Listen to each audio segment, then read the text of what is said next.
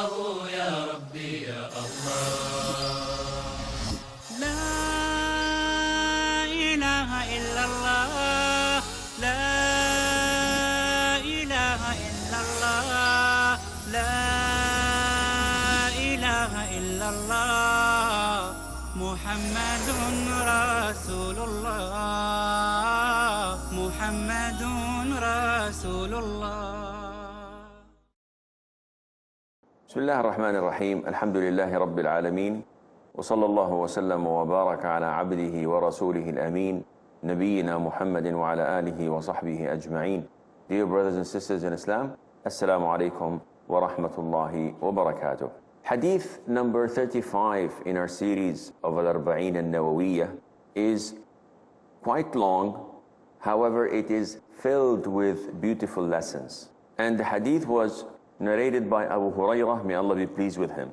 He says that the Prophet ﷺ said, "Do not envy one another, and do not bid one another out for raising the price, and do not hate one another, that is, do not nurse grudges, and do not give your back to each other, and do not enter into a transaction when your brother has entered into that transaction, and be as fellow brothers and servants of Allah. A Muslim is the brother of a Muslim. He neither oppresses him, nor lets him down, nor lies to him, nor looks down at him. The piety is here." And the Prophet ﷺ pointed to his chest 3 times. The piety is here, the piety is here. It is a serious evil for a Muslim that he would look down or despise his fellow Muslim. All things are sacred for his brother in faith, his blood, his wealth, and his honor and reputation. This hadith was reported by Imam Muslim in the Sahih. Now, as you've heard, the hadith contains a lot of lessons to be learned. Among them is the prohibition of envy among Muslims. And what is envy? Envy can be levels. One level is that I wish that whatever Allah has blessed you with, that you would lose it. And this is evil. If you have a righteous son, I wish that he dies. If you have a good car, I wish you make an accident with it. This is envy. This is evil feeling that makes people want things to be lost. There is some other type of envy which is a little bit lesser in gravity, such as always looking at others and what they have and wanting to have a similar thing. And this is not permissible. They have a big house, I wish I can have a big house as well.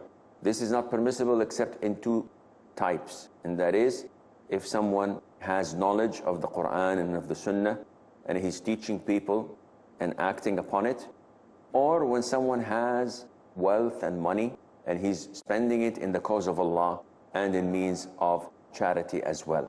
Now, the first sin, scholars say, was envy. And that is when Satan became envious of Adam and refused, out of arrogance, which is also another sin, refused to prostrate to Adam as commanded by Allah. And he said, I'm better than him. So this envy was the first sin that caused what we know of the things that had happened to Adam, peace be upon him, and to our mother Hawa or Eve. It is also what made the siblings attempt to kill their brother Yusuf, peace be upon him, and then agreed to simply throw him in a well and leaving him for dead.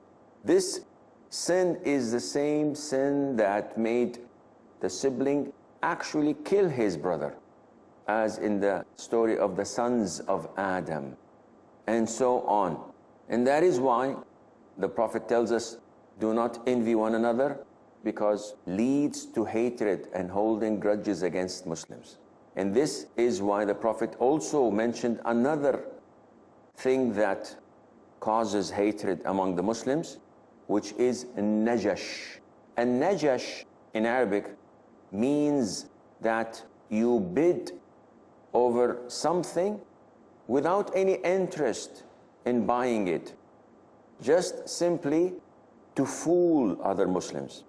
For example, there is a car of a friend of mine, and he is making an auction in the car market.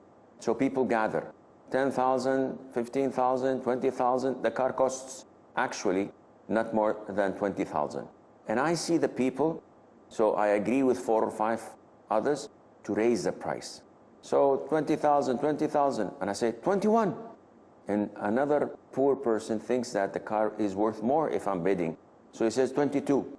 And those who I've collaborated with would say 24, until they raise the price to a limit where it is satisfactory to the owner, and he would sell it. Now I and my friends did not have any intention of buying it. We were simply fooling others so that they can raise the price and benefit our friend. And the opposite is true as well. When it is not intended for the item itself, but rather to harm that individual. So I'm not interested in the seller benefiting, I'm interested in the buyer losing. I have bad feelings towards him. So both ways is najash, and it's haram. So do not envy one another, do not raise the price of something to make or fool the other Muslim to buying it. Then the Prophet says, alayhi salatu wasalam, وَلَا تَبَاغَضُوا وَلَا تَدَابَرُوا. So the first two would lead to the other two. The first one of the other two is do not hold grudges against one another. So these two cause holding grudges and hatred among the Muslims. And if this happens, this would lead to number 4, which is giving your back to one another. And this happens so many times. You walk in the mall or on the streets and you see someone you hate, you have a grudge against. What would you do? You would pretend as if you did not see him and walk the other way. And the Prophet says, do not give your back to one another. It is a sin. Even if you see someone you hate, as a Muslim, you say, Assalamu alaikum wa rahmatullah, and he replies to you. But to look at each other and pretend that you did not see one another and give your back to one another, this is forbidden in Islam. The reason, our religion is different than any other religion. Our brotherhood originates from our religion. And that is why Allah says in Surah Al-Hujurat, إِنَّمَا الْمُؤْمِنُونَ إِخْوَةً. Verily that the believers are brothers. So our brotherhood comes from our religion, not from our nationality, not from our ethnicity, not from how we look or talk. It comes only from Islam. And that is why from the furthest borders of China to the United States of America, a Muslim is a Muslim, no matter where he comes from. Once we meet each other, once we see each other, I can realize, I can relate, I can tell that this is a Muslim brother. How? By the way he looks, by the way he dresses. So the minute I see him, I would say, Assalamu alaikum wa rahmatullah. There's no grudges, there's no hatred. It's only love in our hearts to one another. So you should not envy, you should not raise the price, you should not hold grudges, and you should not give your back to one another. And then what? Then the Prophet says, alayhi salatu wasalam, and you have to be brothers to one another.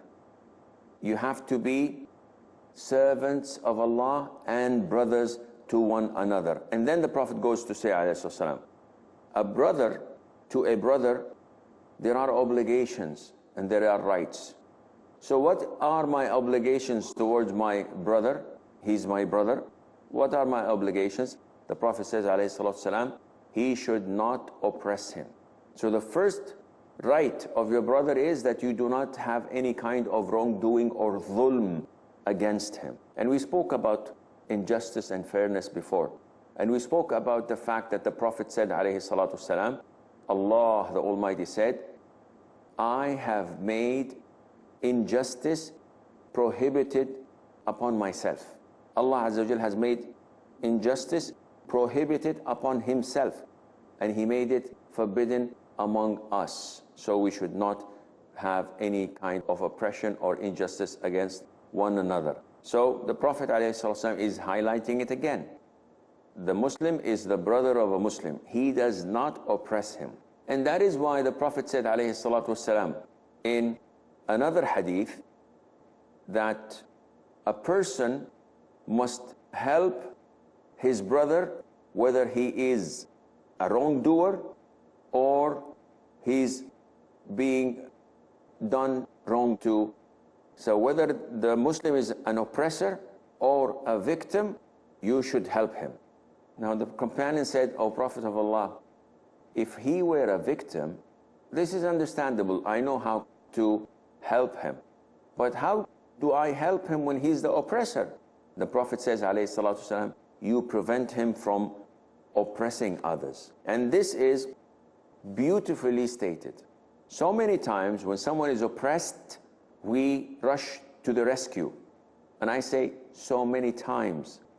Unfortunately, we see Muslims being killed, Muslims being tortured, Muslims being bombed, and we do not say or react at all.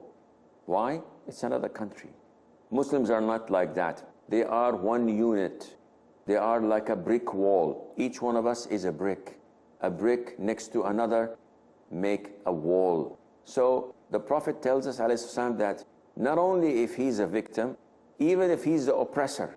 So they said, "O Prophet of Allah, how can we help him when he's the oppressor?" The Prophet said ﷺ, you prevent him from oppressing others. So you have to stand in front of an oppressor and you have to tell him that this is haram, what you're doing is not permissible, and this must stop. We have a short break. Stay tuned, and inshallah we'll be right back.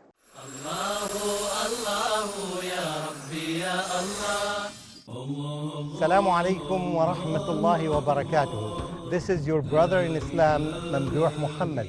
You're watching Peace TV, the solution for humanity.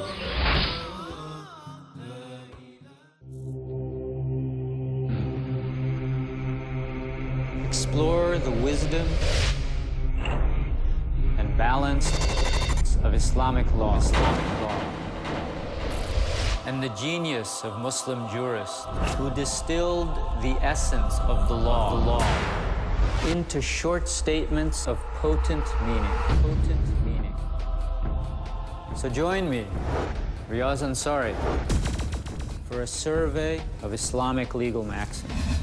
Appreciate the accountability of Islamic laws against all manner of corrupt practices in Islamic legal maxims with Riaz Ansari every Saturday at 5:30 p.m. and repeat telecast at 7 a.m. India on Peace TV.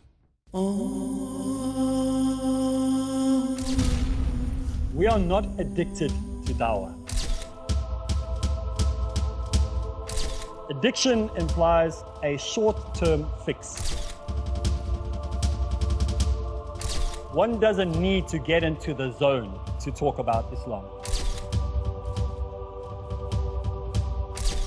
You do dawah because it is a natural result of your commitment to Allah.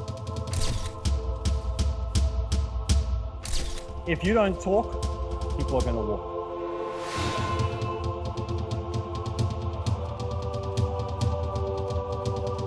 The most effective combination in the propagation of true Islam is found in Dawah Ilallah. Join me, Arif Islam, as we go through Dawah Ilallah only on Peace TV. Follow the tips to make the task of dawah result-oriented in Dawah Ilallah, next on Peace TV.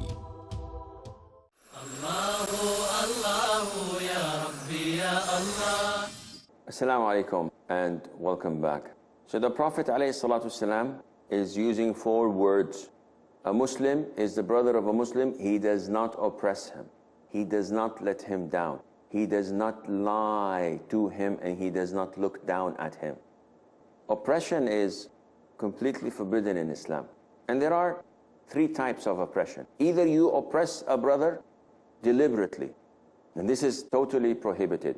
As in the hadith, Allah says, I've made oppression and injustice forbidden upon me, and I make it forbidden upon you, so do not oppress one another. The second type of oppression is when you see your brother being oppressed, or someone's backbiting him, or someone's plotting to harm him, and you stay and stand there idle, watching without doing anything. This is haram. The Prophet says, alayhi salatu wasalam, there is no one who lets a Muslim down in a place where his honor will be transgressed and his sanctity violated, but Allah will let him down in a place where he would love to have Allah's help. And this is a strong warning. If ever you let a Muslim down when he is being oppressed or transgressed against, Allah Azza wa Jal would let you down in a similar situation where you are in need of Allah's help most. So do not oppress and do not allow oppression to take place. You have to defend your brother.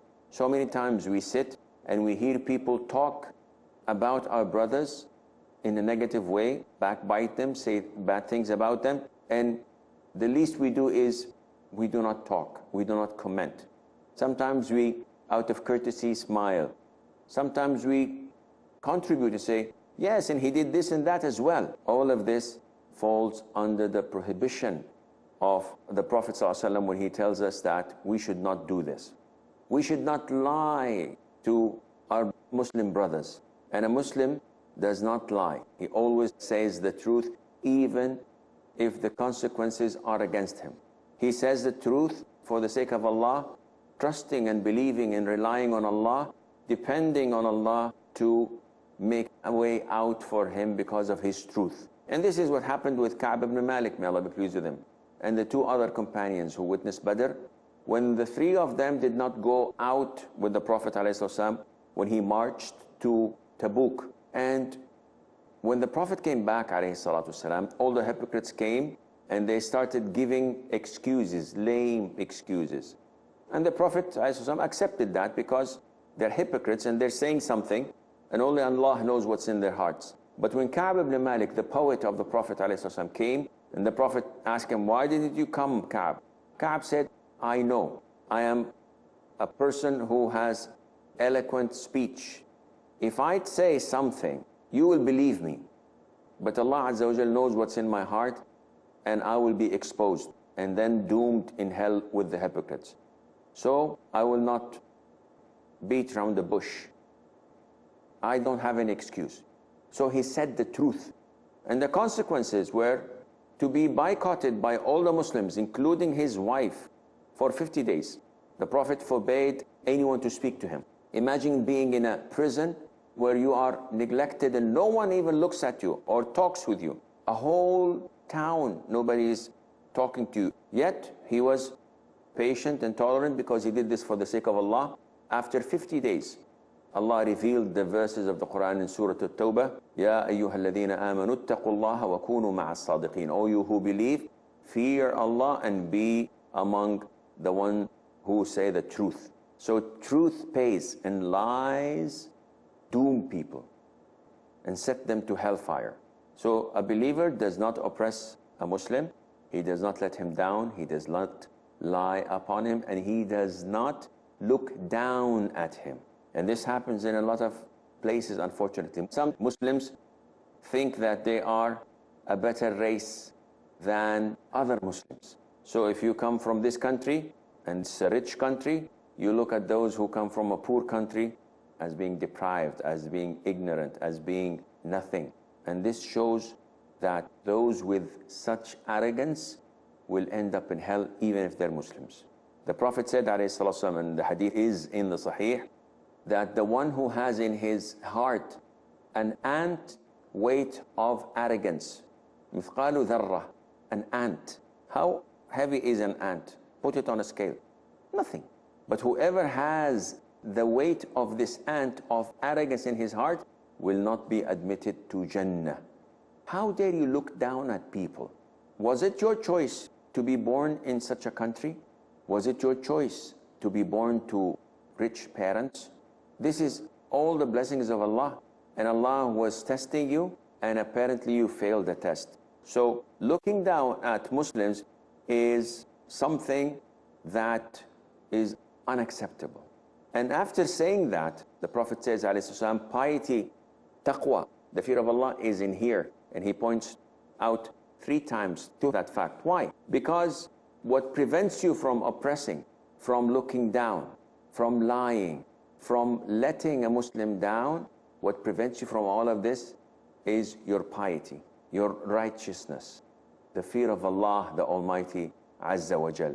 If you can have this, alhamdulillah, then you have something that is positive. With piety, the Prophet says, alayhi salatu wasalam, that detesting people, that looking down at people is sufficient evil. Don't look for other sins, major or minor. It is sufficient evil to have this feeling in your heart, to look down at people, to detest them. And this is a result of your arrogance. How many poor people, not so rich, not so famous, how many people you know that are far, far closer to Allah Azza wa Jal than you? Allah says in the Quran, Inna akramakum indallah atqakum. The most honorable ones among you at the side of Allah are those who have taqwa, who have virtue, who fear Allah Azza wa Jal most.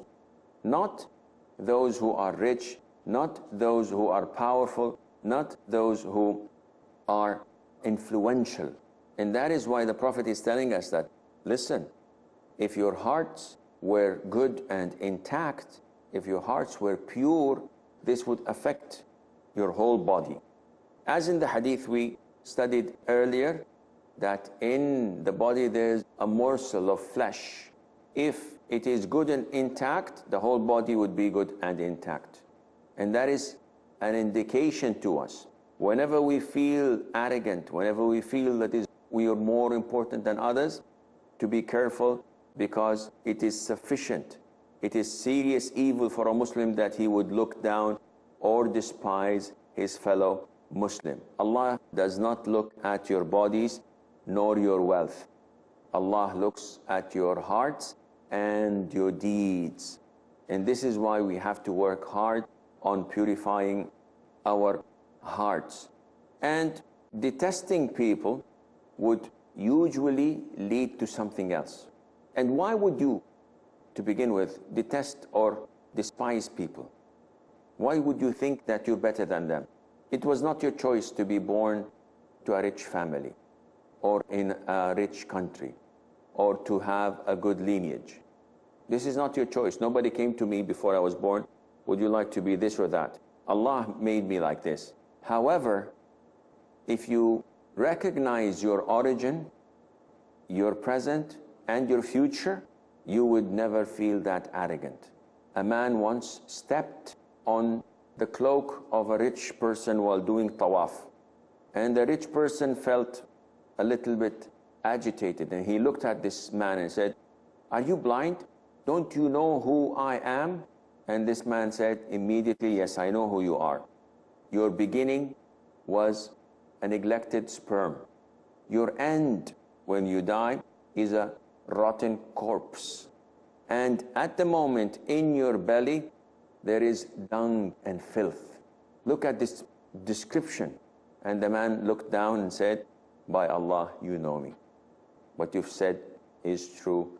And this was sort of an apology. So, if you look down at a person, this would lead to oppressing him, or trespassing on his rights, or doing wrong things against him. And that is why the Prophet ﷺ said, all things are sacred for his brother in faith, his blood, his wealth, and his honor and reputation. Which means that even if you look down at your brother, which you should not, you should always be mindful of his sanctity. You should be always mindful that these things are sacred, these things are haram. You cannot violate his wealth, his health, and also his reputation, as the Prophet says and indicates, alayhi salatu wasalam. And this sentence, highlighting the importance of a person's blood, and that is his livelihood, his wealth and his honor. This is what the Prophet ﷺ used to highlight wherever he gave a sermon, whether it was in Eid, in Arafah, in Jum'ah. He always reiterates this fact so that people are mindful of it. This is all the time we have. Until we meet next time. في أمان الله والسلام عليكم ورحمة الله وبركاته. الله الله يا ربي يا الله الله يا ربي يا الله لا إله إلا الله لا إله إلا الله لا إله إلا الله محمد رسول الله محمد رسول الله